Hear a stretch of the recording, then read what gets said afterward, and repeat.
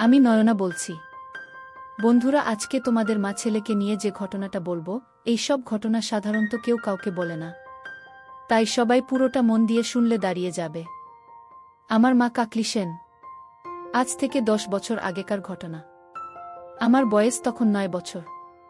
আমার বাবা ট্রান্সফার হয়ে আসে একটি গ্রামে। আমার বাবা জয়ন্ত সেন একজন ডাক্তার, এই গ্রামের একটি হাসপাতালে আসে। আমরাও কিছুদিন পরে সেই গ্রামে আসি। আমরা বলতে আমি আর মা। গ্রামটি খুব সুন্দর ছিল। চারিদিক ধুধু করছে মাঠ, কিন্তু একটাই জিনিস খুব বিরক্তিকর ছিল। জায়গাটির আবহাওয়া প্রচণ্ড গরম ছিল। প্রথম দিন আসার পরেই আমার শরীর খারাপ হয়ে যায় গরমে। আমরা যে বাংলোতে থাকতাম সেখান থেকে গ্রামটি অনেক দূর ছিল। বাবাকে রোজ গাড়ি করে নিয়ে যেত হাসপাতালে রঘু নামে একটি লোক। আমাদের বাড়িতে ঘরধর পরিষ্কার করার জন্য একটি মহিলা থাকত, মহিলাটির নাম কমলা ছিল। সেই মহিলাটি মায়ের সাথে খুব গল্প করত। মা আশেপাশে কেউকে চিনত না বলতে কমলার সাথে সব রকম গল্প করত। একদিন আমি তাদের কথা আড়ি পেতে শুনেছিলাম। কমলা মাকে বলছে, বৌদি একটা কথা বলবো, কিছু মনে করবে না তো? মা বলল, কি বলবি বল। কমলা, শুনেছি শহুরের মেয়েদের অনেক ছেলে বন্ধু হয়, তা তোমার কোনো বিয়ের আগে ছেলে বন্ধু ছিল নাকি? মা, আমার বাবাকে তো চিনতিস না, আমাকে মেরেই ফেলত। কমলা বলল, সত্যি কথা বলো না। তোমার মতো এত সুন্দরীর কেউ ছিল না। মা, মিথ্যে কেন বলতে যাব তোকে? কমলা, তুমি বলছো তোমার জীবনে দাদা ছাড়া কেউ ছিল না? মায়েতে অবাক হওয়ার কি হলো? কমলা, না এমনি। আচ্ছা, তুমি দাদাকে খুব ভালোবাসো না? মা, বিয়ের 10 বছর হয়ে গেল আর ভালোবাসব না, কি বলিস? কমলা, জানো বৌদি, এই গ্রামটায় বেশি দিন কোনো ডাক্তার থাকে না। মা, কেন? কমলা, এখানে এই হাসপাতালগুলোতে খুব ওষুধের চড়া কারবারি চলে, এখানকার রাজনৈতিক দলের কিছু লোক যুক্ত থাকে। মা, তোমার দাদা আমাকে এইসব কথা তো জানায়নি। কমলা, সে কি বৌদি? আপনি জানেন না এর মধ্যেই ডাক্তার বাবুর সাথে কিছু লোকের ঝামেলা হয়েছে হাসপাতালে, তারা ডাক্তার বাবুকে শাসিয়েছে। মা চুপ করে শুনছিল। এরপর আমার মনে আছে সেদিন রাতে বাবা মায়ের মধ্যে এইসব নিয়ে ঝগড়া হয়ে গেল। 2-3 দিন পর আমাদের বাড়িতে একজন মধ্যবয়স্ক লোক এলো। লোকটি নাকি গ্রামের খুব প্রভাবশালী লোক। আমার এখনো মনে আছে সেই দিনটার কথা, যখন লোকটি প্রথম আমাদের বাড়িতে আসে। আমি বারান্দায় খেলছিলাম বিকাল বেলা, যখন একটা কালো গাড়ি এসে আমাদের বাড়ির সামনে দাঁড়ায়। গাড়ি থেকে কিছু লোককে নামতে দেখে আমি ভয়ে আমাদের ঘরে ঢুকে যাই। মা আমাকে জিজ্ঞেস করল, কি হলো, তুই বাইরে থেকে ছুটে এলি কেন? আমি বললাম, বাইরে করা সব এসেছে। কিরকম যেন গুন্ডাদের মতো দেখতে। আমি ঠিক বলেছিলাম, লোকগুলো সত্যি গুন্ডাদের মতো দেখতে ছিল। মা আমার সাথে বাইরে আসতেই একটু থমকে গেল।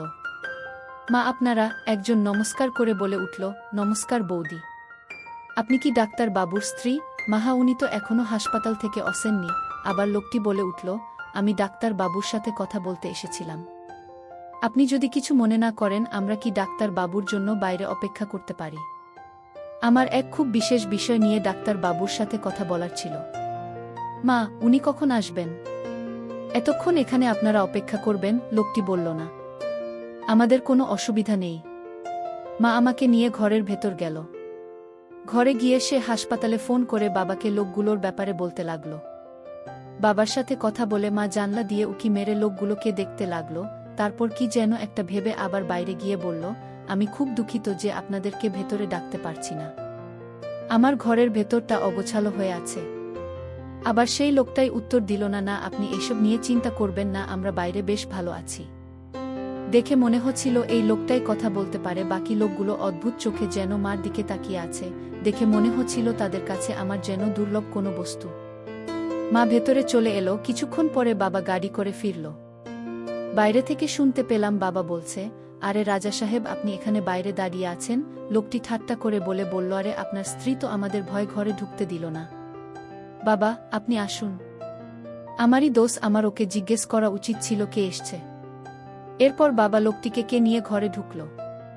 মাকে লোকটির সাথে ভালোভাবে আলাপ করল।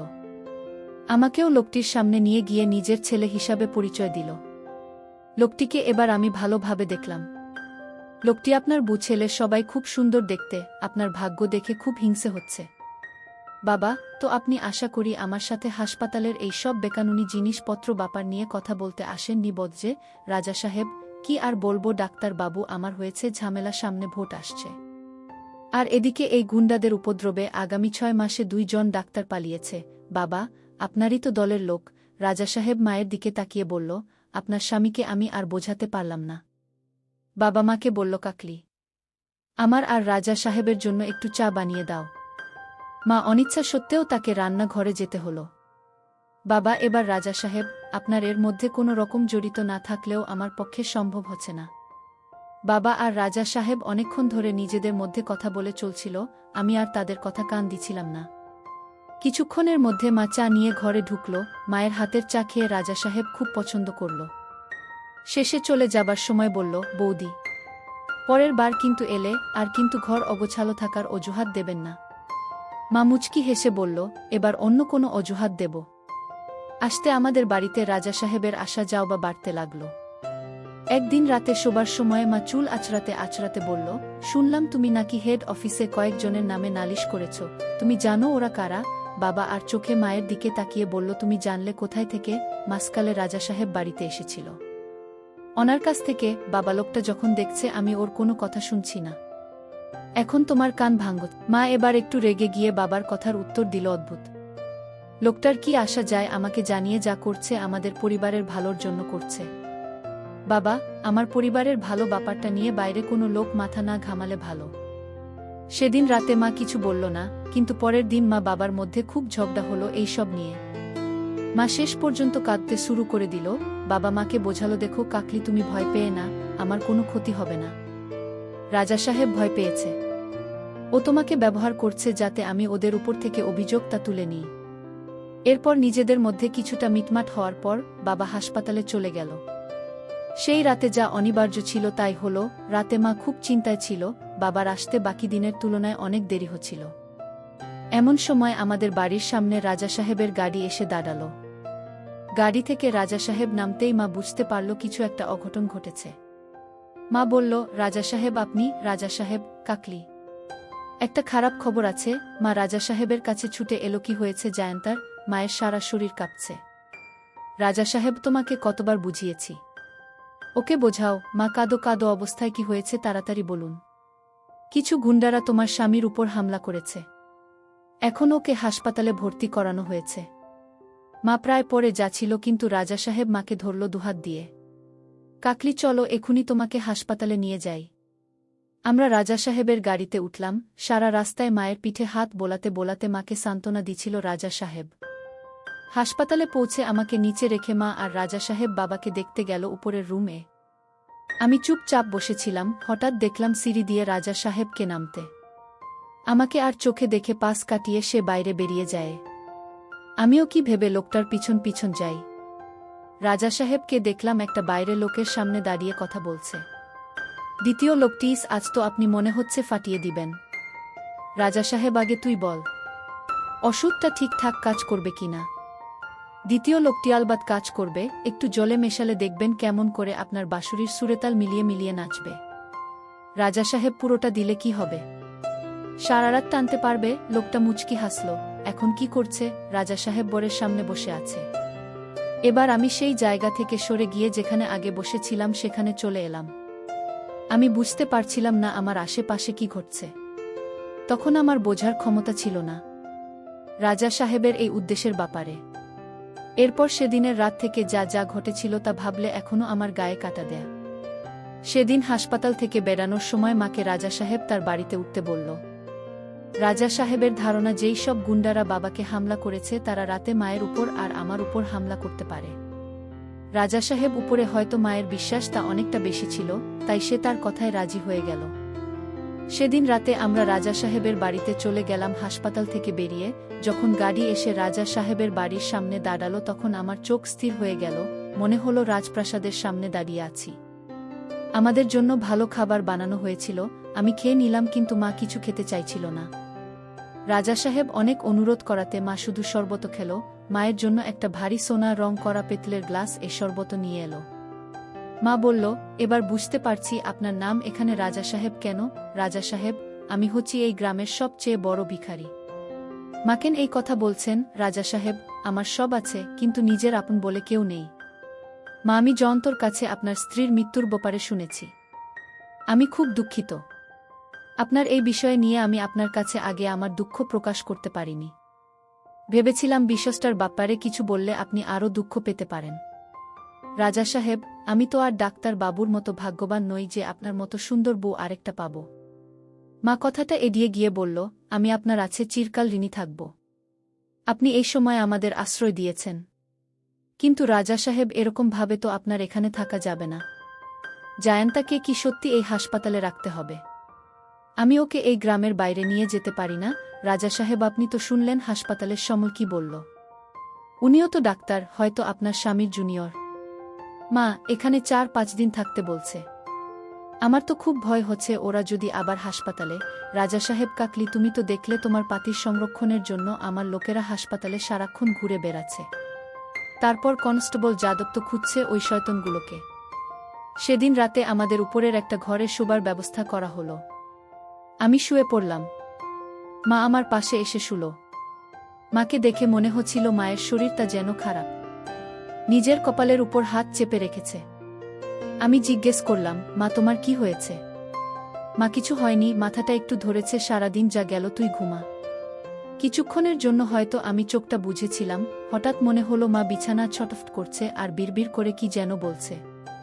মায়ের কাছে আসতেই দেখতে পেলাম মা চোখ বন্ধ করে মুখ দিয়ে আওয়াজ করছে আর ক্রমাগত বাবার নাম নিচ্ছে এবং নিজের ডান হাতখানা পায়ের মাঝে ক্রমাগত ঘষে চলছে।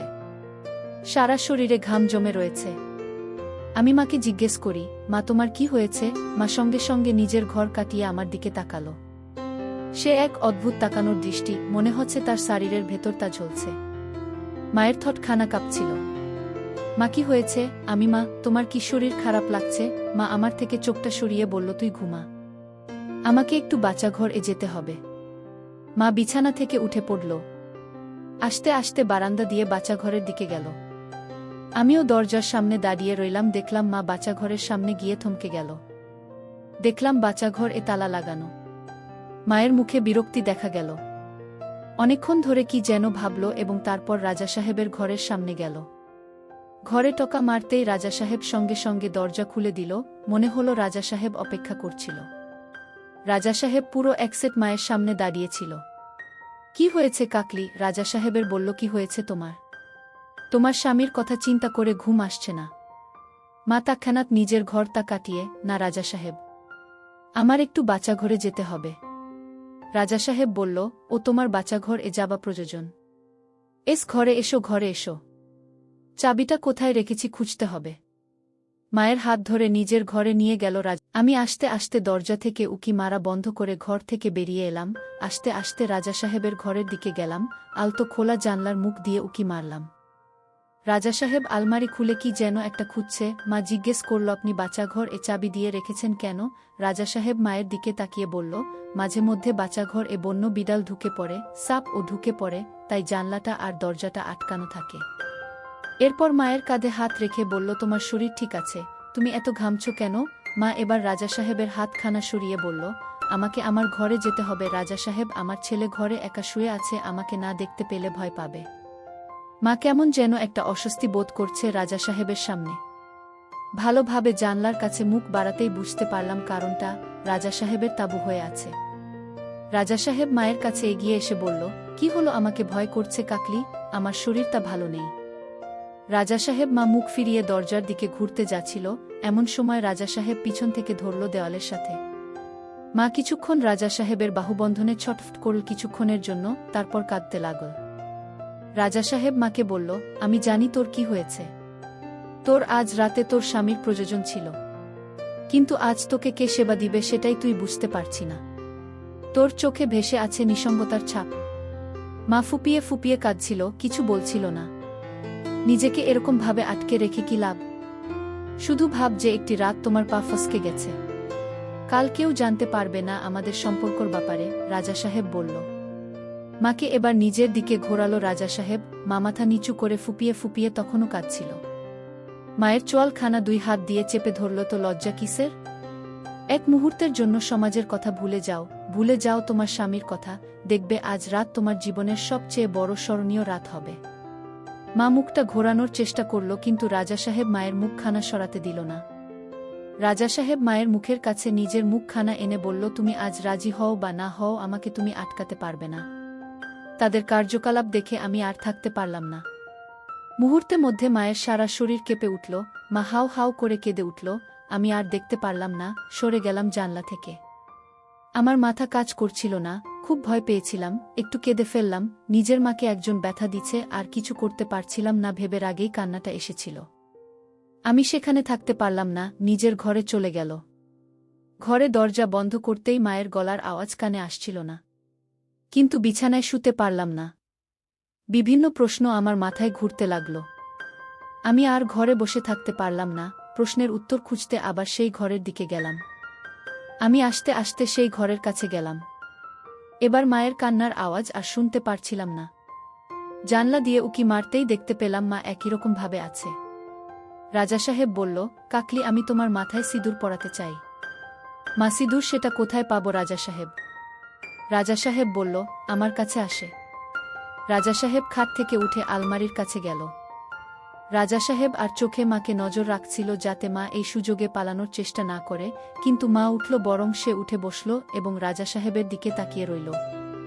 রাজা সাহেব আলমারির উপর থেকে একটা কৌটো বার করল আর মায়ের কাছে এগিয়ে গেল। রাজা সাহেব কাছে আসতেই মা নিজের মুখখানা তুলল। রাজা সাহেব মায়ের সিথিতে সিঁদুর পরিয়ে দিল। কাকলি, তোকে একটা কথা বলতে চাই। তোর স্বামীকে মারার পিছনে আমার হাত ছিল। রাজা সাহেব কথাটা বলে হাসতে বলল। মা হা হয়ে গেল, কি বলছেন? বলুন এটা মিথ্যে। রাজা সাহেব বলল, তোকে বিছানায় নেওয়ার জন্য আমি এত কিছু করেছি। মা ভয় ভয় রাজা সাহেবের দিকে তাকিয়েছিল, তার চোখে একটি প্রশ্ন, রাজা সাহেব কি চায়? রাজা সাহেব মায়ের চুলের মুঠি চেপে ধরল। মা চেঁচিয়ে উঠল, লাগছে রাজা সাহেব। রাজা সাহেব আমার কথা না শুনলে কাল সকালে তোকে বিধবা করে। তোকে আমার জিনিস বানিয়ে রাখবা, আমাকে তুই চিনিস না। মা বলল, আমার ঘরে যেতে দিন। রাজা সাহেব ঘরে? আমার তো এখনো শেষ হয়নি। মার চক্ষু বড় হয়ে গেল। আমার ছেলে ঘরে একলা আছে।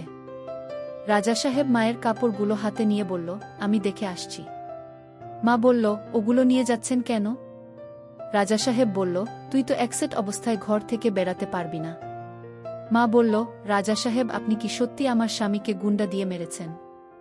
রাজা সাহেব বলল, আমার কোনো উপায় ছিল না, গুন্ডারা তোর স্বামীকে মেরেই ফেলত। আমি শুধু বুঝিয়েছি ডাক্তারকে মারতে, এবং আর আসল মজা হবে যখন ডাক্তারের বউকে বেইজ্জত হবে।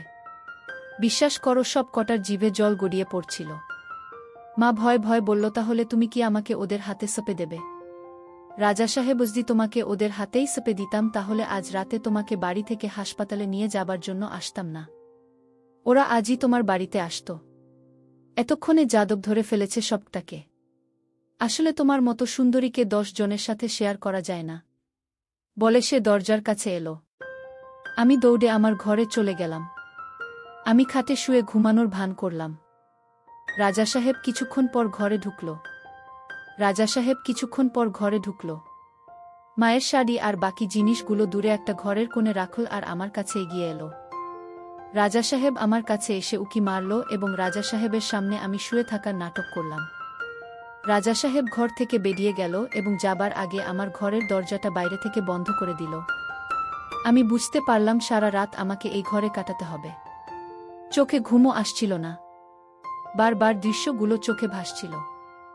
অনেকক্ষণ ধরে খাটে দাপাদাপি করার পরে কখন ঘুমিয়ে পড়লাম খেয়াল নেই। যখন চোখ খুললাম দেখলাম এক বুড়ো মাসি আমায় জিজ্ঞেস করছে, খোকা ওঠ। আমি জিজ্ঞেস করলাম, আমার মা কোথায়?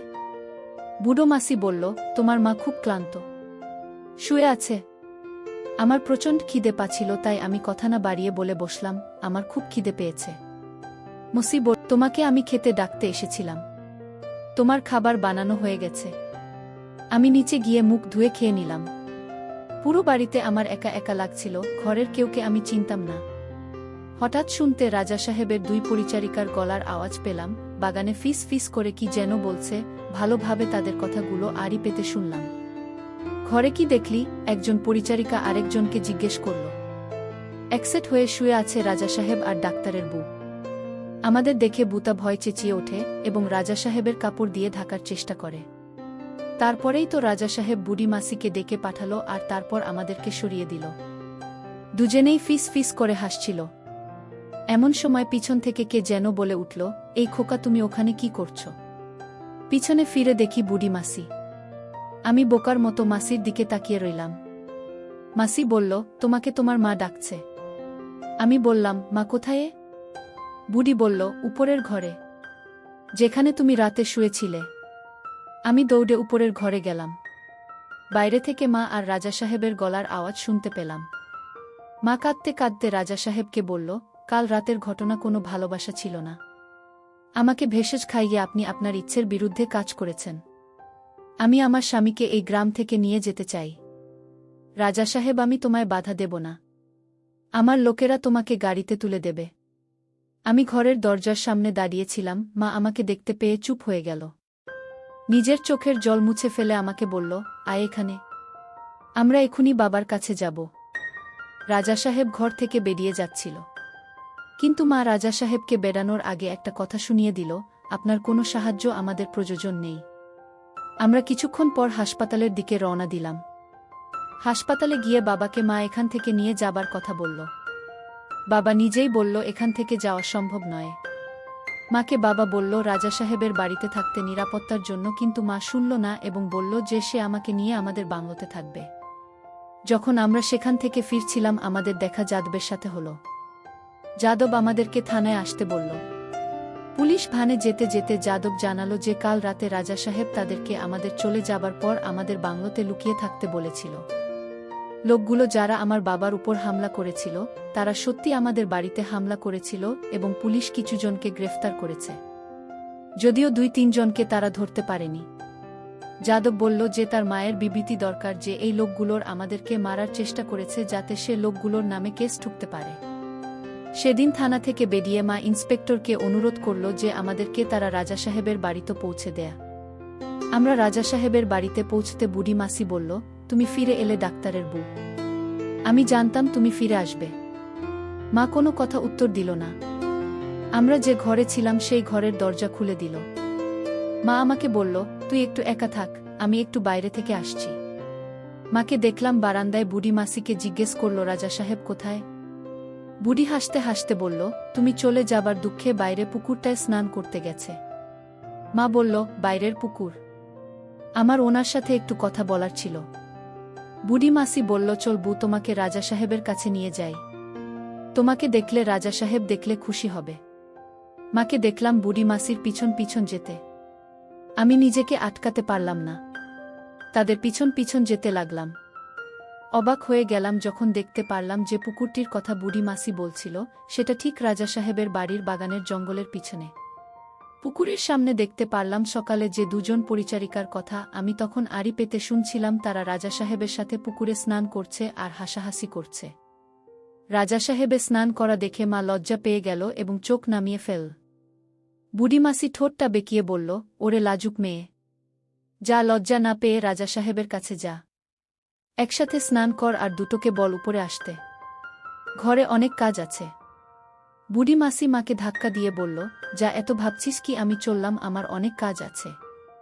মা কিছুক্ষণ দাঁড়িয়ে থেকে জঙ্গলের গাছের ফাঁক দিয়ে রাজা সাহেব আর 2 পরিচারিকার স্নান করা আর রাজা সাহেবকে স্নান করানোর দৃশ্য দেখছিল।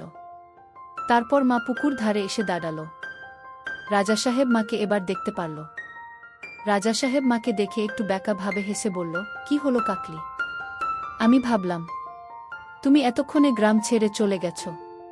মা বলল, আপনি জানতেন আমি গ্রাম ছেড়ে এখন যেতে পারব না। রাজা সাহেব বলল, এখানে এসছো কেন? মা নিজের চুলের খোপা বানাতে বানাতে বলল, আর অন্য কোনো জায়গায় নিজের ছেলেকে নিয়ে একা থাকার সাহস হলো না। রাজা সাহেব, আমি কোনো মহাপুরুষ নই। তোমার মতো মহিলাকে যখন খুশি স্বীকার করতে পারি।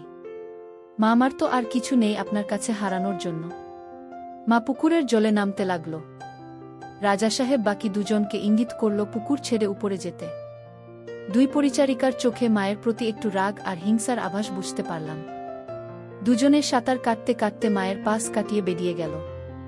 হঠাৎ দেখলাম রাজা সাহেব সাঁতার কাটতে কাটতে মায়ের কাছে এসে দাঁড়াল। তোমার এখনো একটা ছিদ্র আমি এখনো দখল করিনি, তুমি সব কিছু হারাওনি এখনো। মা এই কথাটি শুনে একটু ভয় পেয়ে পিছিয়ে গেল। রাজা সাহেব বলল, এত ভয় কিসের? ওটা আমি তোমার ইচ্ছের বিরুদ্ধে নেব না। রাজা সাহেব বলল, গতকালকের রাতে আমাকে তুমি স্বর্গে পৌঁছে দিয়েছিলে কাকলি। তোমার এই মিষ্টি গন্ধ আমাকে পাগল করে দিয়েছিল। মা এই কথাগুলো শুনে জোরে জোরে নিঃশ্বাস নিতে লাগল। রাজা সাহেব মায়ের মুখের কাছে নিজের মুখখানা নিয়ে এলো। ভেবে দেখো কাকলি। প্রত্যেক রাতে আমার মতো পশুর সাথে তোমাকে থাকতে হবে। বিশ্রাম হবে না তোমার। মা চোখ তুলে রাজা সাহেবকে বলল, আমি রাজি। কিন্তু একটু পর রাজা সাহেবের বিকৃতি অত্যাচার সহ্য করতে না পেরে মা বলল, আমি আর সহ্য করতে পারছি না। আমাকে তুলে দিন ওই লোকগুলোর হাতে। আমাকে ওরা একেবারে মেরে ফেলুক। রাজা সাহেব মুচকি হেসে বলল, তা কি করে হয় বল? আমি শুধু তোকে সুরক্ষা দিচ্ছি না, তোর ছেলে আর তোর স্বামীকে সুরক্ষা দিচ্ছি। মা উঠে পড়ল এবং পুকুরের জলে মুখ ধুতে লাগল। রাজা সাহেব পিছন